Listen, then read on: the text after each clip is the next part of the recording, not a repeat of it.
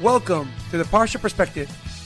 Each week, we will delve deep in a weekly Torah portion to find a practical and insightful way to enhance your daily life.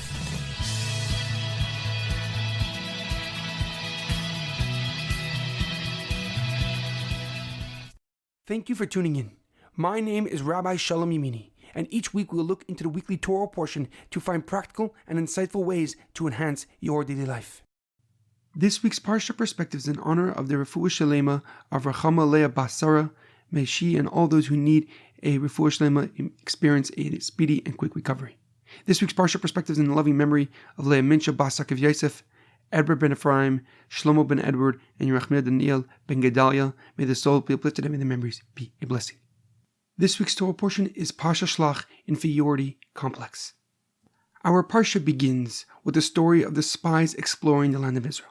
The Jewish people started to doubt what God had told them about the land and its inhabitants, and so they asked Moshe Rabbeinu if they could send spies to study the land of Israel and report back their findings.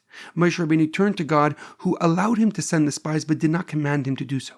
Moshe then selected one leader from each tribe for this unique task. The spies set out to perform their directive. They spent 40 days and 40 nights surveying the land of Israel and his people. When they returned, they reported that the land was abundant with resources, with milk and honey. But they warned that the people living there were powerful, mighty giants, and their cities were heavily fortified, making conquest seem impossible.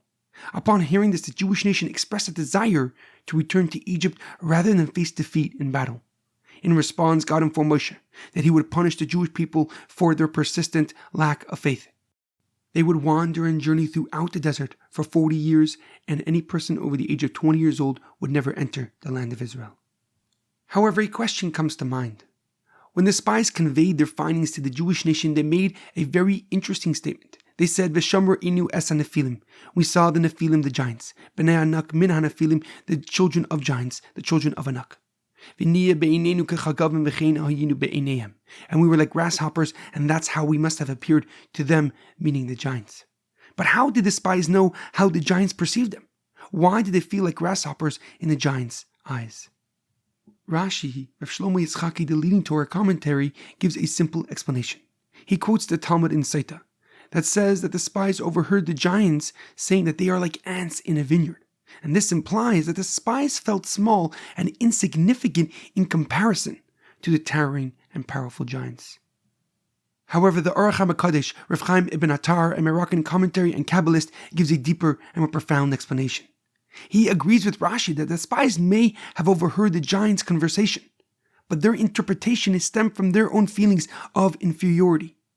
The Orach HaMakadesh explains that the physical disparity between the spies and the giants was quite evident. But that alone did not make them feel like grasshoppers.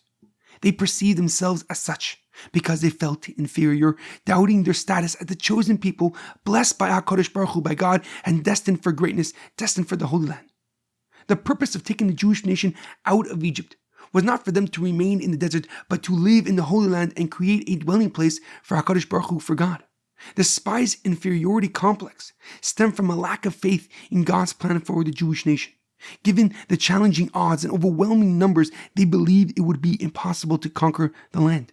Some even questioned their worthiness for such greatness, still haunted by the pain, by the trauma of slavery. The Yirachmiel Daniel continues that the punishment of wandering throughout the desert for 40 years and being denied entry into the land of Israel mirrored the lack of faith and the lack of trust they had in HaKadosh Baruch Hu. How could a nation that experienced such miracles, such kindness, such benevolence from HaKadosh Baruch Hu continue to doubt that he had their best in mind?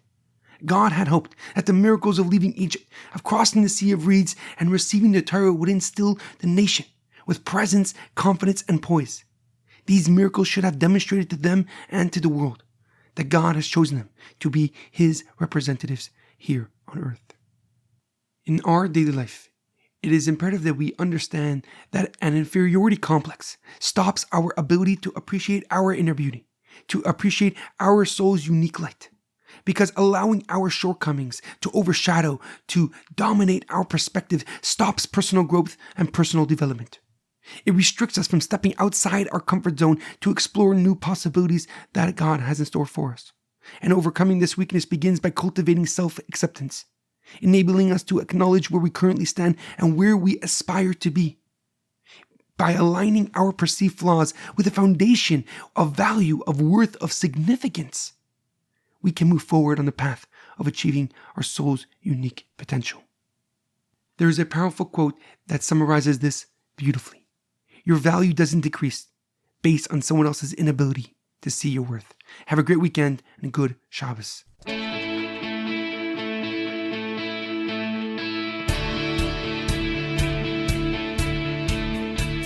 Thank you for tuning in to the Parsha Perspective. Check out our website, theparshaperspective.com.